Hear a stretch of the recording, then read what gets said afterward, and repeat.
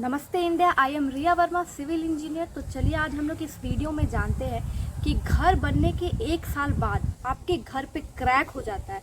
कभी कभी वाटर जो रेन वाटर है वो सीपेज होने लगता है और बहुत सारे ऐसे छोटे छोटे प्रॉब्लम है जो घर बनने के 1 साल बाद आपको देखने को मिलता है। तो आइए हम लोग जानते हैं कि ऐसी क्या छोटी छोटी गलतियां हैं जो आप बनाने के टाइम पे करते हैं, वो गलती इन फ्यूचर बहुत बड़ा हो जाता है, उसको कैसे हम लोग सुधार सकते हैं at the time of construction.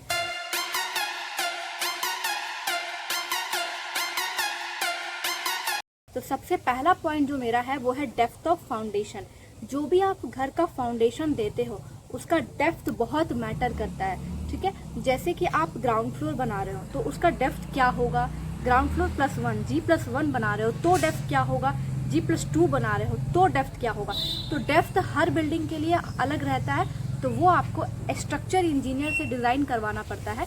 और अगर आप नॉर्मल घर बनवा रहे हो, आपको डिज़ाइन नहीं करवाना, तो कुछ बेसिक नॉर्म्स है, उसके अकॉर्डिंग आपको डेप्थ देना होता है। ऐसा नहीं है कि सारे बिल्डिंग में आप 3 फीट दे दो, 2 फीट दे दो तो वो आपका पूरा लोड कैरी कर लेगा। नहीं, ये बिल्कुल ही गलत है।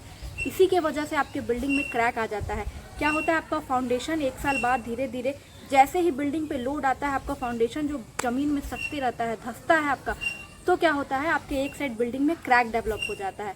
तो इसीलिए आपको जो डेप्थ देना है वो प्रॉपर देना है, आपके बिल्डिंग के हिसाब से देना है। आपके बिल्डिंग में टोटल कितना लोड आ रहा है उसके हिसाब से आपका जो है डेप्थ जाएगा। तो डेप्थ का मैं एक डिटेल वीडियो बना दूंगी। अभी फिलहाल मैं प्रॉपर आपको बता देती हूँ नॉर्मल कि नॉमिनल डेप्थ क्या लेकर के आप कंस्ट्रक्शन कर सकते हो। अगर आप ग्राउंड फ्लोर बना रहे हो तो डेप्थ आप 3 फीट 3.5 फीट दे सकते हो। अगर आप G+1 बना रहे हो तो आप 4 फीट डेप्थ देना डेप्थ फुटिंग का। और अगर आप G+1 G+2 तक जाते हो तो आप 4.5 से 5 फीट डेप्थ देना। अगर G+3 के अबव है तो आप 5 फीट आप कंस्ट्रक्शन का डेप्थ देना। तो डेप्थ आपको अच्छे से स्ट्रक्चर इंजीनियर से डिजाइन करा के ही देना, इससे आपके बिल्डिंग में एक भी क्रैक देखने को नहीं मिलेगा। तो हमारा दूसरा है कंक्रीट मिक्स। जो कंक्रीट मिक्स होता है वो क्या होता है, कॉन्ट्रैक्टर जो कराते हैं, आपको नॉलेज है नहीं, आप साइट पे देखते नहीं हो कि वो कितना मसाला डाल रहे हैं, कितना बालू डाल रहे हैं, कितना सीमेंट डाल रहे हैं। उसका एक रेशियो होता है जो कि है M20। अगर इस रेशियो में हम लोग नहीं मिलाएंगे तो वो हमारे बिल्डिंग को लोड लेने में मदद नहीं करेगा। वो अच्छा से मसाला अगर उस रेशियो में तैयार नहीं होगा तो वो हमें स्ट्रेंथ दे ही नहीं पाएगा। तो वो जो रेशियो होता है M20 का वो होता है 1, 1.5, 3। यानी कि आपका एक जो यूनिट है वो सीमेंट का है, 1.5 जो है वो सैंड यानी कि बालू का है, और जो 3 है वो एग्रीगेट यानी कि गिट्टी का है। तो आपको अगर आप एक बैग सीमेंट लेते हो तो उसमें आपका 2.25 जो कढ़ाई धामा होता है उतना आपका सीमेंट आ जाता है। उसमें आपको जो बालू लेना है वो 4 धामा लेना है यानी कि 4 कढ़ाई। और जो आपका गिट्टी आएगा वो आएगा 6 कढ़ाई। तो 6 कढ़ाई गिट्टी में आपको 4 कढ़ाई गिट्टी 20 mm का लेना है और 2 कढ़ाई गिट्टी आपको 10 mm का लेना है। तो इस हिसाब से उसको मिक्सचर को मिक्स करना है। और पानी जिसमें हम लोग लेंगे 20 से 25 लीटर पानी लेंगे और उसका हम लोग जो है कंक्रीट मिक्स बनाएंगे। और उस प्रॉपर रेशियो से बना के अगर हम बिल्डिंग को यूज़ करेंगे तो बिल्डिंग में कभी भी कोई प्रॉब्लम नहीं आएगा। तो ये रेशियो का आप भी ध्यान दें। अगर आप ओनर है, आपका कोई कॉन्ट्रैक्टर घर बना रहा है, तो आपको ये रेशियो का ध्यान देना बहुत ही ज़रूरी है, क्योंकि यही छोटी छोटी गलती जो बाद में बहुत बड़ी हो जाती है, जिसको क्योर करना बहुत ही मुश्किल हो जाता है। तो हमारा तीसरा जो हमारा पॉइंट है वो है टाई बीम का। बहुत सारे घर पे कंस्ट्रक्शन साइट पे मैं खुद जाके देखी हूँ कि वहाँ टाई बीम ही नहीं रहता, और टाई बीम अगर रहता भी है तो प्रॉपर आपका नहीं रहता। इट मीन्स कि उसमें आपका जो रेनफोर्समेंट का जो डाया होना चाहिए प्रॉपर, वो यूज़ नहीं करते लोग, नॉर्मल बना के रख देते हैं गाँव वगैरह में। जो भी ठेकेदार के अंदर या फिर जो भी लेबर लोग से घर बनवाते हैं, प्रॉपर आपका टाई बीम नहीं रहता, और किसी किसी कंस्ट्रक्शन में तो रहता ही नहीं है। तो टाई बीम का बहुत ही मेजर रोल है आपके बिल्डिंग में, क्योंकि जो सारा लोड आपका कॉलम ला रहा है वो ग्राउंड पे टाई बीम को देगा, और टाई बीम के देने के बाद फिर वो ग्राउंड में आपका फाउंडेशन में जाके वो लोड को सॉइल में डिस्ट्रीब्यूट कर देता है। तो टाई बीम बहुत ही इंपॉर्टेंट है। तो आपको टाई बीम जरूर देना है। और टाई बीम कैसे देना है, कितने mm का उसमें छड़ जाएगा, कितना साइज का देना, ये भी मैं नेक्स्ट वीडियो में डिटेल वीडियो में ले आऊँगी। और आपका जो चौथा पॉइंट है, जो मेजर मिस्टेक्स आप लोग कर देते हैं कंस्ट्रक्शन में, वो है टाई बीम के ऊपर DPC का लेयर ना देना। जो आपका टाई बीम होता है उसके ऊपर DPC डैम प्रूफ कोर्स का एक लेयर लगता है। वो लेयर अगर आप नहीं दोगे तो आपका सॉइल का जितना भी मॉइस्चर है वो मॉइस्चर आपके बिल्डिंग में आने लगेगा, जिससे आपका वो सीपेज का प्रॉब्लम आ जाएगा। आपका बिल्डिंग में बहुत बार आप किसी घर में देखते होंगे कि बरसात के टाइम पे पानी जो है वो दीवार में पसीजने लगता है, तो डीपीसी का लेयर नहीं देने से वो ऐसा प्रॉब्लम आपका ग्राउंड सॉइल का जितना भी मॉइस्चर है वो ऊपर आने लग जाता है। तो आपको प्लिंथ बीम के तुरंत बाद एक डीपीसी का लेयर देना है, लेयर के बाद ही आपको फिर ऊपर का कंस्ट्रक्शन को स्टार्ट करना है, जिससे इन फ्यूचर आपका डैम्पनेस का प्रॉब्लम नहीं आएगा। और एक सबसे इम्पॉर्टेंट जो गलती आप लोग करते हो वो है कि प्लिंथ बीम जो आपका नीचे रहता है, जिस भी घर में प्लिंथ बीम दिया जा रहा है, उसमें क्या होता है कि जो प्लम्बिंग वर्क होता है वो प्लिंथ बीम में ही वो लोग होल करके पाइप वगैरह डाल देते हैं। आपका प्लिंथ बीम 9 इंची का है, 6 इंची आप होल करके पाइप ही डाल दोगे तो बचेगा 3 इंची, तो भाई वो लोड लेगा कहाँ। तो इसीलिए जो प्लिंथ बीम है उसमें आप होल ना करके प्लिंथ बीम के ऊपर 1 फीट आप ब्रिक वर्क कर दो। प्लिंथ बीम रहेगा, 1 फीट ब्रिक वर्क रहेगा, उसके ऊपर आप डीपीसी का कोर्स लगा दो, उसके ऊपर आपका कंस्ट्रक्शन होगा। तो जितना भी प्लम्बिंग वर्क होगा, आपका पाइप जो भी नीचे से जाएगा वो आप वो ब्रिक वर्क में होल करके पाइप फिट करो, जिससे आपका टाई बीम में डिस्टर्बेंस नहीं आएगा, तभी जाके वो प्रॉपर लोड को ले पाएगा। तो ये गलती आप लोग बिल्कुल भी ना करें, क्योंकि यही सब गलती के कारण आपका ग्राउंड में लोड ज़्यादा आ जाता है और बीम में शक्ति नहीं रहता है उतना, क्योंकि वो तो होल हो चुका है बहुत जगह पे, तो वो लोड नहीं ले पाता, तो वो सेटल डाउन होता है। जैसे ही वो दबता है मिट्टी में, उसी तरह से आपका एक साइड बिल्डिंग में क्रैक डेवलप हो जाता है। तो ये सब चीज़ का आप ध्यान दें। और जो नेक्स्ट मिस्टेक है वो है प्लास्टर वर्क जब आप करते हो तो मोटार जो मिक्स करते हो उसका रेशियो होना चाहिए 1:4, 1:6। यानी कि 1 कढ़ाई आपको ये लेना है सीमेंट, तो 4 कढ़ाई आप बालू लो, और 1:6 वाला में 1 कढ़ाई सीमेंट लो और 6 कढ़ाई बालू लो। तो 1:6 के रेशियो में मिक्स करके प्लास्टर होता है। इनर आउटर और सीलिंग का प्लास्टर अलग अलग रेशियो में होता है।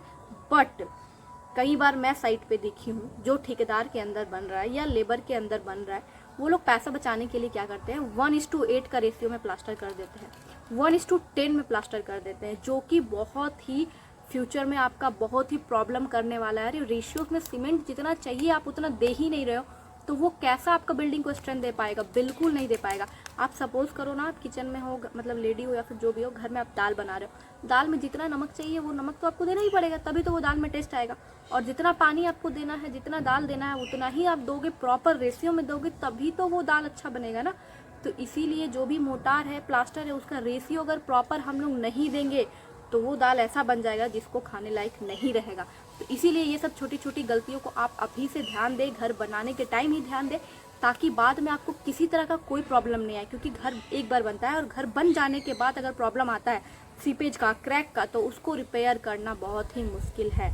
अगर शुरू से गलती ना हो तो अगर क्रैक हो ही ना तो वो आपके लिए ज़्यादा बेटर है। अगर क्रैक आ गया तो फिलर भी दुनिया भर का आया हुआ है, बट एक बार जब क्रैक डेवलप हो गया तो कितना भी आप फिलर कर लो, कुछ भी कर लो, वो आपके बिल्डिंग को वीक ही करेगा।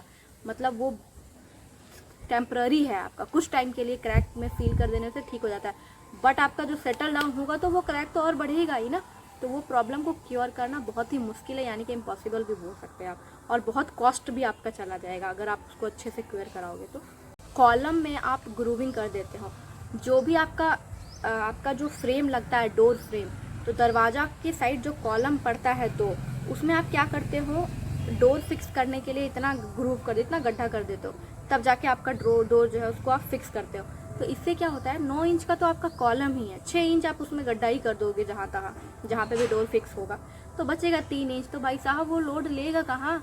तो इसीलिए आपको वो ग्रूविंग वाला सिस्टम करना ही नहीं है। वो ग्रूविंग क्यों करना, कॉलम को हम लोग को वीक करना ही नहीं है। कॉलम और बीम और स्लैब ये सब में कोई छेड़छाड़ नहीं करना है, क्योंकि यही तो आपका स्ट्रक्चर पार्ट है ना, यही तो आपका लोड को लेकर के ट्रांसफ़र करेगा, all over the roof soil में ट्रांसफ़र करेगा। तो इस चीज़ को कभी भी आपको तोड़ना फोड़ना, चिपिंग वगैरह नहीं करना है। तो आप डोर को कैसे फिक्स करोगे, तो फ्रेम आप नॉर्मली लगा दो, उसके बाशनर से आप उसको फिक्स कर सकते हो, जिससे आपका कॉलम में ग्रूव नहीं होगा, गड्ढा नहीं होगा, तो वो प्रॉपर लोड को डिस्ट्रीब्यूट कर सकेगा।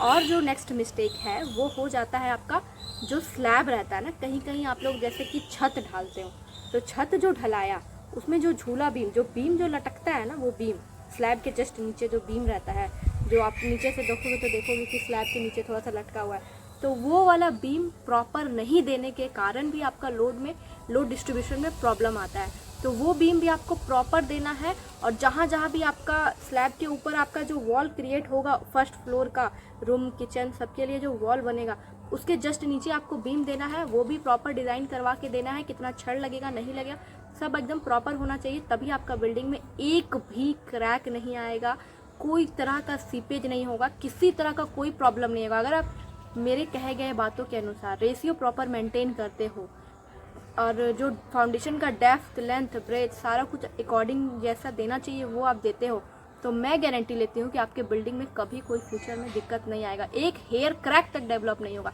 एक बूंद पानी का सीपेज तक नहीं करेगा अगर आप प्रॉपर रेशियो के साथ काम करते हो तो। और एक मिस्टेक जो लोग कर बैठते हैं, प्रॉपर क्यूरिंग नहीं करते हैं। क्यूरिंग मतलब कि आपका जो बिल्डिंग बन रहा है उसमें पानी आपको सब तरफ पटाना होता है, या तो ब्रिकवर्क हो, या तो कॉलम कास्ट हो, या तो बीम हो, या तो स्लैब हो, सारी जगह का आपको क्यूरिंग करना है। स्लैब है तो आपको 15 डेज तक क्यूरिंग करना है, पानी डाल के छत पे छोड़ना है 15 डेज तक। ब्रिकवर्क हुआ है तो आपको डेली उसमें पानी पटाना है 7 दिन तक। हर जो भी आपका कंस्ट्रक्शन होता है सबको प्रॉपर क्यूरिंग करना है। अगर ये क्यूरिंग प्रॉपर नहीं करोगे तो इसके वजह से भी बहुत सारे डैमेजेस आपके घर पे फ्यूचर में देखने को मिलेंगे। क्योंकि क्यूरिंग करना क्यों ज़रूरी है, क्योंकि देखिए आपका जो हम लोग बना के ब्रिक वर्क करके छोड़ दिए, तो जो धूप का किरण जो उसमें से जो हम लोग प्रॉपर तो रेशियो में वाटर देते हैं, तो वो जो पानी खिंचाने लगता है, ठीक है, तो वो हीट ऑफ हाइड्रेशन एक तरह से जनरेट होता है। तो हीट ऑफ हाइड्रेशन की वजह से पानी जो आपका मोटार को चाहिए था वो मिला ही नहीं, वो पानी सारा निकल गया वहाँ से। तो आपको प्रॉपर क्यूरिंग करना है ताकि उसको जितना पानी चाहिए स्ट्रेंथ देने के लिए उतना पानी उसको मिल जाए। वो अगर अच्छे से पानी आपका पी लेगा, ब्रिक वर्क हो गया, कॉलम हो गया, बीम हो गया, स्लैब, जितना पानी उसको चाहिए 15 दिन तक आप उसको दे दो, तब उसके बाद आपके वो घर को 50 ईयर्स तक आपको स्ट्रेंथ देगा। बस आप 15 दिन तक उसमें पानी पटा दो, 50 ईयर्स तक आपके घर में बिल्कुल भी कोई डैमेज नहीं आएगा, कोई क्रैक नहीं आएगा, किसी तरह का कोई दिक्कत नहीं आएगा। तो भाई 15 दिन पानी देने में क्या जाता है। अगर आप ओनर हो तो आप पटा दो, अगर लेबर से करवा रहे हो तो एक लेबर से पानी पटवा दो, या फिर ध्यान दो आप इस चीज़ पे। क्योंकि यही सब छोटा छोटा मिस्टेक है जो चंद मिस्टेक की वजह से इतना बड़ा घर, इतना बड़ा पैसा सब बर्बाद हो जाता है। तो आप इस तरह के मिस्टेक्स आप अपने घर पे ना करो, बस इसी के लिए मैं ये वीडियो लेकर के आया हूँ। तो मेरे वीडियो को देखें, उससे कुछ सीखें और अपने घर में ये सब गलती ना करें, क्योंकि घर एक बार बनता है, बार बार नहीं। तो गाइज़ अगर आपको मेरा वीडियो पसंद आया हो तो अगले वीडियो के लिए बने रहें। तब तक के लिए बाय बाय।